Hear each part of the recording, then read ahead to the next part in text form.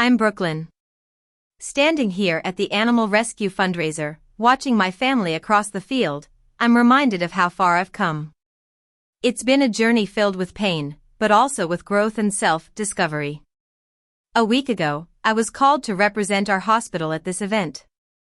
When I found out it was near my old neighborhood and that my parents were attending a community picnic on the other side of the park, I considered backing out.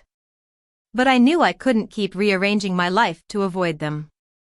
I put on my clean navy scrubs with the hospital logo, clipped on my new badge, and tied my hair back. As I was checking in foster dogs and answering questions from families, I saw them. My mother was at a folding table, my sister was holding paper plates, and my father was laughing too loudly with neighbors, trying so hard to seem normal that it was almost painful to watch. Then, someone noticed me in my uniform. A woman from across the street walked up and said, "Brooklyn, honey, I had no idea you worked in emergency animal care." "That's wonderful." Another neighbor asked about my specialty training program, and my supervisor, Dr. Harper, answered for me, saying, "She's one of the best techs we have." I saw my father's smile fade. My sister, Lily, approached me first. She looked rough, with heavy mascara like she'd been sleeping badly. "Can we talk?" she asked. I told her she could. She glanced back at our parents and lowered her voice. "Everything's been insane. He yells all the time now. Mom keeps crying. People keep asking questions." I let her words sink in. Then she blurted out, "I didn't think it would go this far." I reminded her of how she kicked my bag into the street and laughed. Her eyes filled with tears as she said she knew.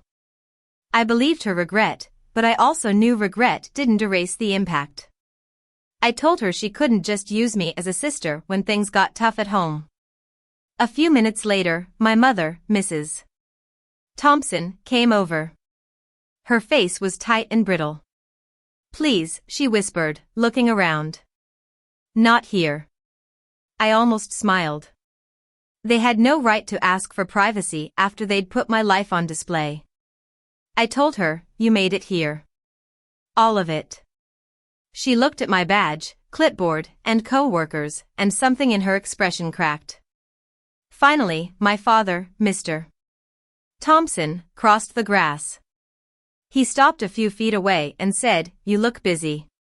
It was a small sentence, but it was full of defeat. I nodded and said, "I am." He looked around at the adoption tables, doctors, and families, and seemed lost as to which role to play. I told him I wasn't coming back, I wasn't fixing their house, and what happened after I left was what was already there when I stopped carrying their burdens. No one argued. My sister wiped her face and whispered, "I'm sorry." I believed her this time. My mother opened her mouth as if to ask for more, but I spared her. I told her maybe one day we could talk, but it would be when she learned not to treat me like I was disposable. Then Dr. Harper called my name, and I went back to work. Let me rewind to the night it all started. I was a veterinary technician, and after a 12-hour shift trying to save a burned German Shepherd, I drove home. As I pulled into the driveway, I was greeted with a horrifying sight. My duffel bag was split open in the grass, my work scrubs were tangled around a broken lamp, my winter coat was half in the flower bed, and a box of childhood photos was dumped upside down like trash. My father was standing in the porch light, phone in hand, recording me. My mother, Mrs. Thompson, stood behind him with her arms folded tightly across her chest. My sister, Lily, laughed and nudged one of my tote bins with her sneaker, sending a stack of framed certificates sliding into the street. "You're 26, my father barked, loud enough for the neighbors to hear. "You suck us dry like a goddamn vampire. I want you gone tonight." I looked at the phone, pointed at my face, and smiled straight into the camera. In that moment, something inside me went cold. I loaded all my things into my car without crying, without begging. I walked up to them and said quietly, "Hope you all sleep good tonight because one day none of you are going to sleep at all." I drove 3 exits south and parked behind a 24-hour gas station. I listened to the voice memo I'd accidentally recorded while gathering my things. My father was yelling, my sister was laughing, and my mother was saying, "Just let her go, Henry. She brought this on herself."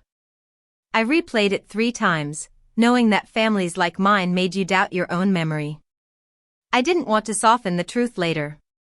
I spent that first night in an extended stay motel. Around 1:30 a.m. My phone started lighting up with missed calls and messages. My father demanded to know where I was, my mother said I was acting unstable, and Lily sent, "LOL, have fun paying for your own everything." I didn't answer any of them. I took screenshots and made a folder named "When They Start Lying." Documentation was my armor. The next morning, I called the only person I trusted, Jake, a firefighter I'd met when he brought an injured cat to the ER. He didn't offer pity. He just said, "Tell me exactly what happened." No protecting them. I told him every detail. He then asked, "If they called you tonight crying, would you go back?" The answer came quickly, "No."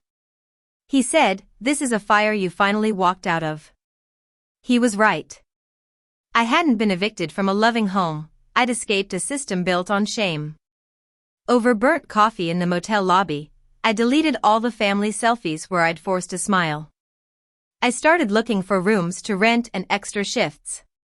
I realized I'd been finishing more than my father ever saw. I'd been saving animals, helping strangers, and paying for groceries when my mother forgot her card. They kicked me out not because I was weak, but because I'd stopped being useful in the way they wanted. By day 3, I had a weekly rate at the motel, 2 extra overnight shifts at the animal hospital, and $341 left after gas, food, and storage. Instead of being terrified, I felt clear. No one was slamming cabinets when I came home late, no one was keeping score of my showers, and no one was calling me selfish for buying my own things. At the hospital, a hit by car Doberman came in, and I handled the situation with calm and precision. My supervisor, Dr. Harper, noticed and asked why I hadn't applied for the advanced surgical track. I almost laughed, thinking about how I'd been trapped in a house where ambition was seen as betrayal if it didn't benefit everyone else first. I said it was bad timing, and she replied that maybe it was finally good timing. That afternoon, Jake met me at a diner near the freeway. He slid a yellow legal pad across the table with 3 things written on it: housing, certification, boundaries. He said these were my only priorities. He challenged me, asking what I'd do if my father showed up crying. My mother said she was sick with worry, and my sister said the family was falling apart. I said, "I let it fall apart." He gave a short nod. I applied for the hospital's surgical technician certification pathway. I found a room above a retired mechanic's garage owned by a widow named Mrs. Jenkins. She charged fair rent and asked no invasive questions. I changed my emergency contact from my mother to Jake. It felt like cutting a wire. The messages from home changed. My father stopped calling me lazy and started asking about car title paperwork. My mother wanted to know if I'd moved anything important. Lily texted asking for the login to the utility portal.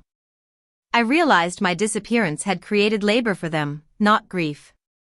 I'd been the unpaid infrastructure of the family. By the end of the week, I moved into Mrs. Jenkins' garage apartment. It smelled of sawdust and old paint, but it was perfect. On my first night, I sat on the floor eating takeout, surrounded by unpacked boxes, and listened to the real silence. Then, the messages from home became more desperate. My father said the stunt had gone too far, and Lily said Dad was angry because I hadn't paid Mom's car insurance reminder. I laughed because it was pathetic. They were finally realizing how much I'd been doing for them. Days 6 through 10 were when things really fell apart for them. Mrs. Jenkins, who knew half the subdivision where I grew up, told me my father was shouting in the driveway. Lily sent a long text about Mom crying at the supermarket. Jake called to say he'd seen my father arguing with a cable guy.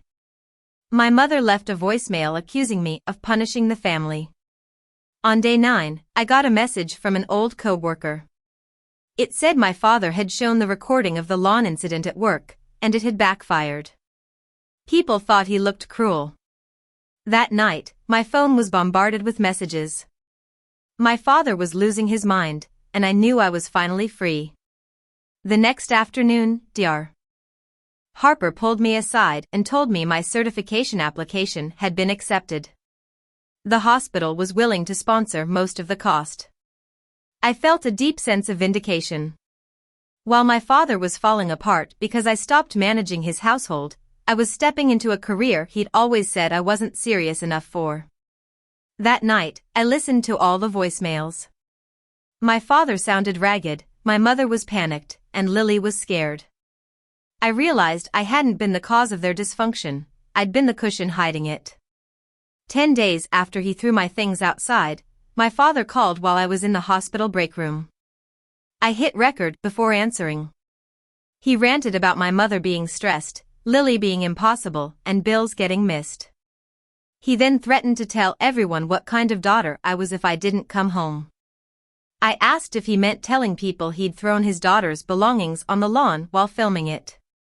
He was silent. I told him I'd recorded the call, and he hung up. When I got back to the apartment, Mrs. Jenkins told me my father had come by. She didn't let him in and told him he could yell from public property. She also said people were talking about him in a negative way.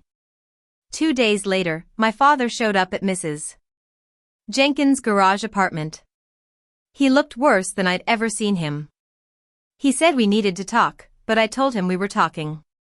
He tried to say he only wanted me to stand on my own feet, but I saw through his lies.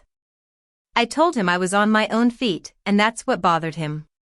He then said I was making him look like a monster. I laughed and told him he'd done that himself. He tried to reach for my hand, but I stepped back and told him to leave.